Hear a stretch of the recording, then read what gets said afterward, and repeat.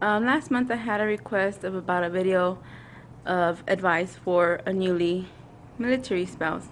So one of the advices I can kind of give is don't be afraid to make friends.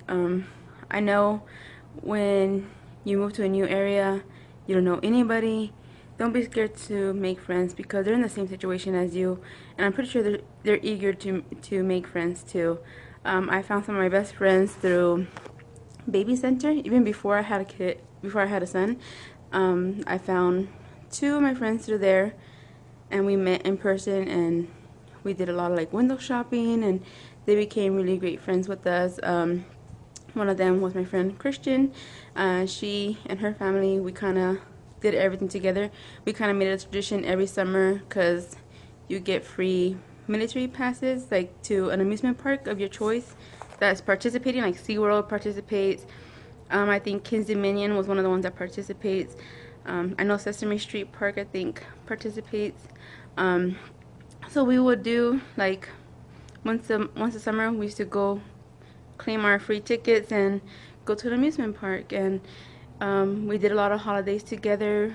If they didn't go home for the holidays or we didn't go home for the holidays, which happens a lot. Another thing I could suggest is adopt a soldier, adopt a single soldier, because they're alone all the time. Like they don't have their family with them, so sometimes they can't go home for the holidays. And we kind of adopted one of my husband's battle buddies that he went to AIT with, and we would invite him to like Thanksgiving with us and stuff like that when we had events. I mean, they were buddies, so that, but also he was a single soldier, and nobody wants to spend the holidays by themselves. Um, Another thing I could suggest is read the orders. This one really got us. When Dustin first joined, we did not know I was supposed to move with him to Georgia. We were living in Colorado. He went to training for basic, and then he went to AIT, and I didn't know I was supposed to go with him to AIT, to Fort Gordon, because that was a 6-month training. So I didn't know I was supposed to move with him. So when the time came for us to move to his first duty station, they only paid the PCS, the permanent change of station, from Georgia to Maryland, and not from Colorado to Maryland. Although they did paid for the moving truck to move all of our belongings from our home in Colorado, they did not pay for our travel, and we spent about $1,500 that time, and they only reimbursed us for $482. And I remember that number clearly because we were struggling because we were expecting all that money to be reimbursed to us, and it wasn't. And it was because I was supposed to move with him to Fort Gordon, and because I chose to stay in Colorado. That was my personal choice, so I had to fork over that part of the money. And that's something we didn't know. We didn't know to read the orders that it may apply to me too, so we learned that really quickly, and now every time he got orders to somewhere, we make sure we read them. Another advice I can think of is don't be offended if your husband can't tell you a lot about his job. My husband had an MOS where he had a security clearance, and I couldn't know a lot about his job. So a lot of it I had to learn what he was able to tell people. Like people would ask him what he did for a job, and that's basically when I learned what he did for his job. And I just got so used to not asking him. I would ask him about how his day went.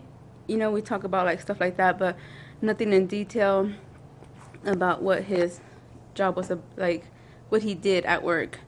So don't be offended. I mean, honestly, that never hurt our marriage, and it's like I really didn't really need to know a lot of the stuff. So a lot of people do talk.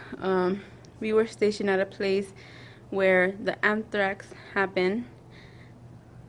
Is it anthrax or anthrax? I don't know how to pronounce it, but you know that powder stuff where it happened.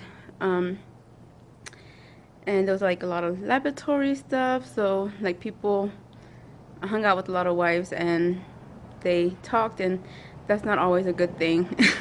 So, and then like that's how rumors start and stuff. So in my opinion, it's better not to know that kind of stuff.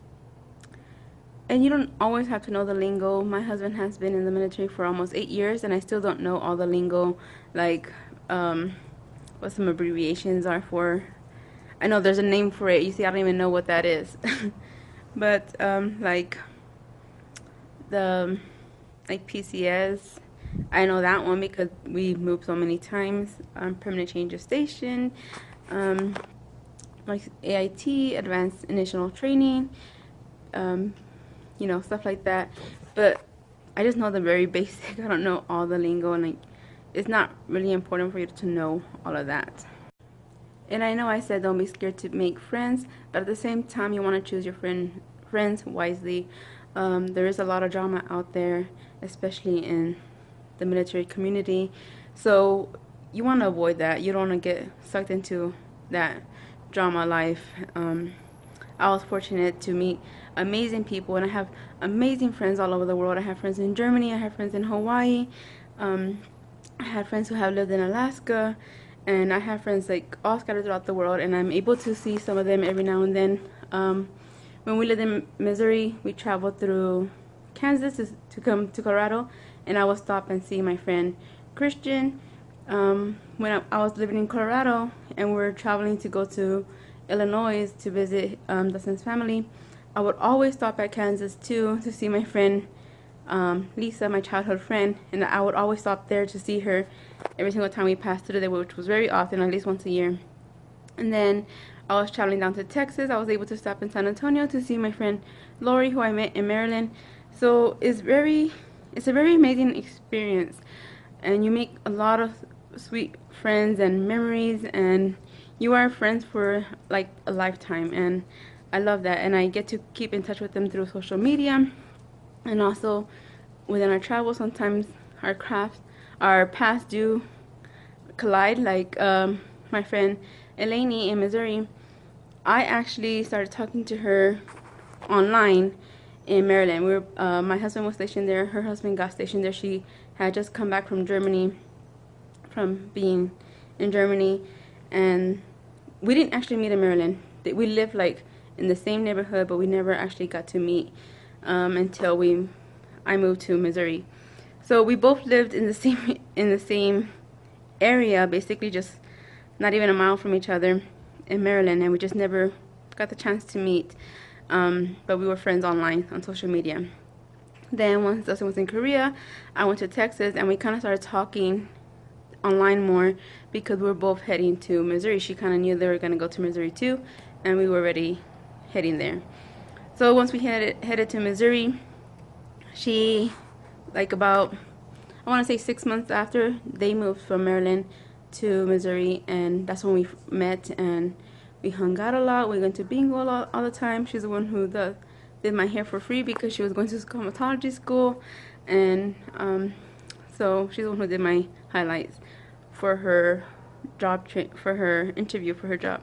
So we became really great friends that way, and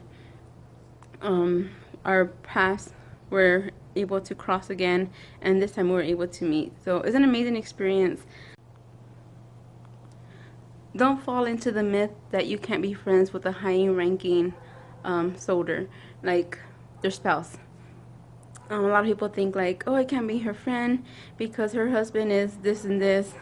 No, that don't apply to you. That applies to them. They can't fraternize. I can't pronounce that word. Fraternize. They can't fraternize. Sorry, I think you guys know what I'm saying. I'll spell it out. But you guys can still be friends.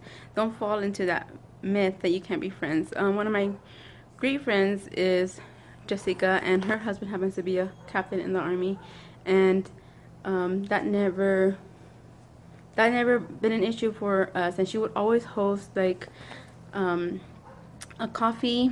Tuesday coffee morning thing, because she lived right across from the school, and everybody was invited to go to her house and have coffee and chat. And that's how kind of I made friends too, was because she's the one who started a Facebook page for that area and kind of got everybody mingling and talking. So that was really nice, and she's became a good friend, and she's actually my inspiration for a lot of my organization, a lot of my moving organization, because she's on top of that. So I get a lot of ideas from her, and she's very helpful in that way. And last, don't be afraid to embrace change. There's going to be a lot of changes happening. You're going to move every 2 to 3 years, sometimes even more, sometimes less. Embrace it. You can be stationed in another country, and I know that's scary, especially if you're so used to being close to family, but take a chance. It's only temporary. You're not going to be there forever. And I had a friend who was scared to go to Germany, and now she's glad she did. She was able to travel all over on that side of the country, and I love seeing her pictures. I had another friend who got moved to Hawaii, and she was an extreme introvert, and I love seeing her like bloom. She like absolutely bloomed. She would go hiking, and the amazing pictures she would take, and the amazing friendships she made. That, I don't know, if you have friends that you love seeing them grow as a person. And I love seeing her grow in Hawaii while she was stationed there. So embrace change. It's only temporary. Enjoy life. Make the best of it. Make the best out of any duty station. We got stationed in Missouri, in Fort Leonard Wood, and it's literally out in the middle of nowhere, like in the woods. Lost in the Woods is the nickname for it. But we made the best of it, and it probably wasn't our favorite duty station, but we still made memories there, and we enjoyed our time there. So these are just a few tips for a newly military spouse. I hope you enjoyed this video. Thank you for watching. Bye.